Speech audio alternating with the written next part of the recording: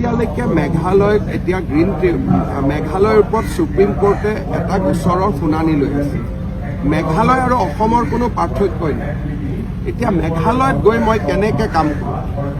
গুৱাহাটীত কাম কৰিবৰ কাৰণে মেঘালয়ত কাম কৰিব লাগিব। ড্ৰেইনটোতো মেঘালয়ৰ পৰাই বনাব লাগিব। আজি যোৰাবাটত যিখিনি পানী সোমায়, মেঘালয়ে যদি ড্ৰেইনটো আগৰ পৰাই কাটিব নিদিয়ে আমি কেনেকৈ কৰিব পাৰোঁ? সেইকাৰণে আমি সুপ্ৰিম কোৰ্টত গৈছোঁ। সুপ্ৰিম কোৰ্টে মই আশা কৰোঁ যে আমাৰ অসমৰ কথা শুনিব বুলি। আৰু আপোনালোকে যদি চাই, মেঘালয়ৰ লগৰ জেগাখিনিতহে পানী হয়। বাকী নেশ্যনেল হাইৱেত এটা জেগাত পানী হয়, বাকীটো মোটামুটি কণ্ট্ৰলত থাকে। কিন্তু মেঘালয়ে আমাৰ গোটেই কষ্টখিনি পানীত পেলাই।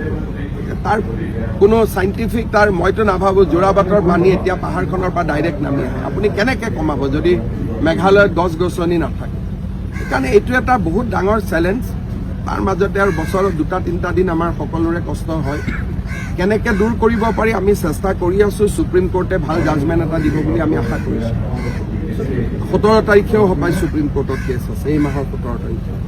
এতিয়ালৈকে মেঘালয়ত এতিয়া মেঘালয়ৰ ওপৰত সুপ্ৰিম কোৰ্টে এটা গোচৰৰ শুনানি লৈ আছে। মেঘালয় আৰু অসমৰ কোনো পাৰ্থক্যই নাই। এতিয়া মেঘালয়ত গৈ মই কেনেকৈ কাম কৰোঁ?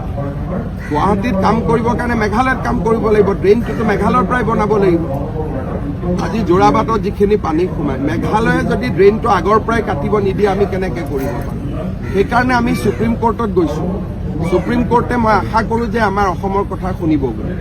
আৰু আপোনালোকে যদি চাই, মেঘালয়ৰ লগৰ জেগাখিনিতহে পানী হয়। বাকী নেশ্যনেল হাইৱেত এটা জেগাত পানী হয়, বাকীটো মোটামুটি কণ্ট্ৰলত থাকে। কিন্তু মেঘালয়ে আমাৰ গোটেই কষ্টখিনি পানীত পেলাই। তাৰ কোনো চাইণ্টিফিক মইতো নাভাবোঁ যোৰাবাটৰ পানী এতিয়া পাহাৰখনৰ পৰা ডাইৰেক্ট নামি আহে। আপুনি কেনেকৈ কমাব যদি মেঘালয়ত গছ গছনি নাথাকে? সেইকাৰণে এইটো এটা বহুত ডাঙৰ চেলেঞ্জ। তাৰ মাজতে আৰু বছৰত 2-3 দিন আমাৰ সকলোৰে কষ্ট হয়। কেনেকৈ দূৰ কৰিব পাৰি আমি চেষ্টা কৰি আছোঁ। সুপ্ৰিম কোৰ্টে ভাল জাজমেণ্ট এটা দিব বুলি আমি আশা কৰিছোঁ। 17 তাৰিখেও হপায় সুপ্ৰিম কোৰ্টত কেছ আছে, এই মাহৰ 17 তাৰিখে। এতিয়ালৈকে মেঘালয়ত এতিয়া মেঘালয়ৰ ওপৰত সুপ্ৰিম কোৰ্টে এটা গোচৰৰ শুনানি লৈ আছে। মেঘালয় আৰু অসমৰ কোনো পাৰ্থক্যই নাই। এতিয়া মেঘালয়ত গৈ মই কেনেকৈ কাম কৰোঁ?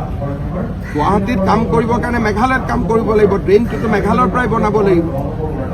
আজি যোৰাবাটত যিখিনি পানী সোমায়, মেঘালয়ে যদি ড্ৰেইনটো আগৰ পৰাই কাটিব নিদিয়ে আমি কেনেকৈ কৰিব পাৰোঁ?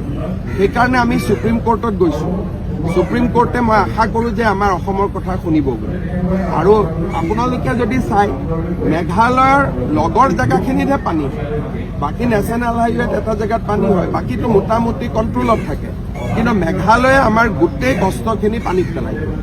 তাৰ কোনো চাইণ্টিফিক মইতো নাভাবোঁ যোৰাবাটৰ পানী এতিয়া পাহাৰখনৰ পৰা ডাইৰেক্ট নামি আহে। আপুনি কেনেকৈ কমাব যদি মেঘালয়ত গছ গছনি নাথাকে? সেইকাৰণে এইটো এটা বহুত ডাঙৰ চেলেঞ্জ। তাৰ মাজতে আৰু বছৰত 2-3 দিন আমাৰ সকলোৰে কষ্ট হয়। কেনেকৈ দূৰ কৰিব পাৰি আমি চেষ্টা কৰি আছোঁ। সুপ্ৰিম কোৰ্টে ভাল জাজমেণ্ট এটা দিব বুলি আমি আশা কৰিছোঁ। 17 তাৰিখেও হপায় সুপ্ৰিম কোৰ্টত কেছ আছে, এই মাহৰ 17 তাৰিখে।